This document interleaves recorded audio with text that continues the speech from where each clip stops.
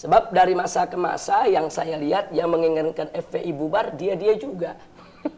Kalau nggak Komnas HAM, LBH, Kontras, dan LSM komprador yang memang menjadi antek asing, nggak lebih dari itu.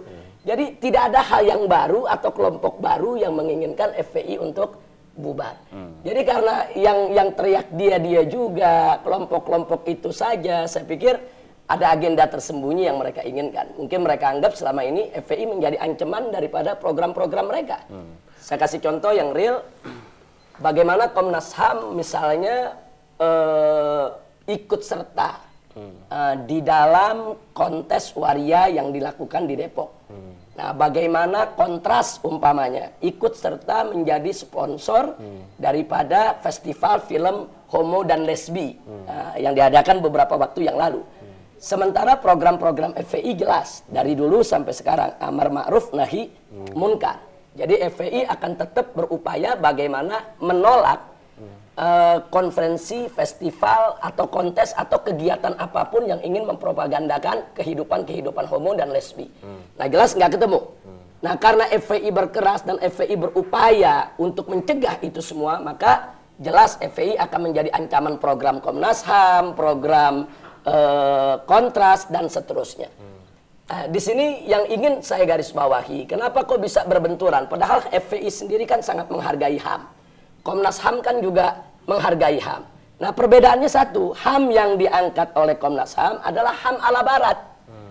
Yang homo boleh, lesbi boleh, kehidupan ada penyimpangan seks, kebebasan juga boleh. Sementara FPI, HAM yang diangkat adalah HAM yang tidak melanggar nilai-nilai syariat. Tapi kan begini, Bib. Ya.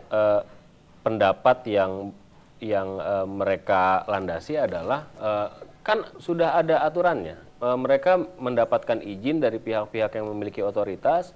Ada undang-undang Indonesia yang tentu saja berlandaskan atas aturan-aturan yang ada dalam hukum Indonesia, gitu. Dan itu diperbolehkan.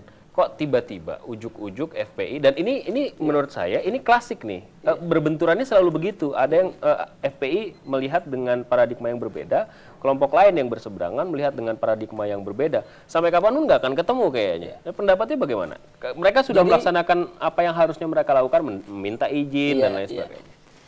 Ini salah satu kebohongan publik yang mereka lakukan. Contoh seperti festival film Ki, film tentang homo dan lesbi. Setelah kami telusuri, kami tanyakan ke Kementerian Luar Negeri, apakah itu ada izin? Ternyata Kementerian Luar Negeri tidak tahu menahu. Padahal di sana melibatkan beberapa kedutaan besar asing. Kemudian kami tanyakan ke Keminfo, apakah Keminfo yang mengizinkan? Ternyata Keminfo juga tidak tahu menahu. Kemudian begitu kami rujuk lagi ke Kementerian Pariwisata, ternyata Pak Menteri juga nggak tahu menahu.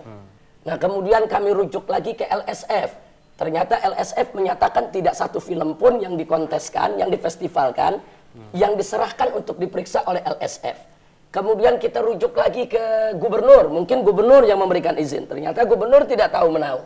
Terus kami rujuk lagi ke Polda, bahkan sampai Mabes Polri. Ternyata Mabes Polri juga tidak pernah dihubungi. Jadi satu kebohongan besar kalau mereka mengatakan mereka melakukan itu semua dengan izin. Sehingga terbentuk opini seolah-olah mereka sudah prosedur. Seolah-olah mereka sudah memenuhi syarat administratif. Ternyata begitu ditelusuri FPI di lapangan, ternyata semua nol besar. Oke. Tapi apakah dengan alasan itu kemudian FPI punya hak untuk misalnya melakukan pembubaran gitu? Kan ini juga yang selalu jadi pertanyaan buat masyarakat. Kenapa sih FPI seperti above the law gitu? Kenapa seperti FPI itu ada di atas hukum? Ada polisi, ada penegak hukum. Ini kok FPI seperti main sendiri?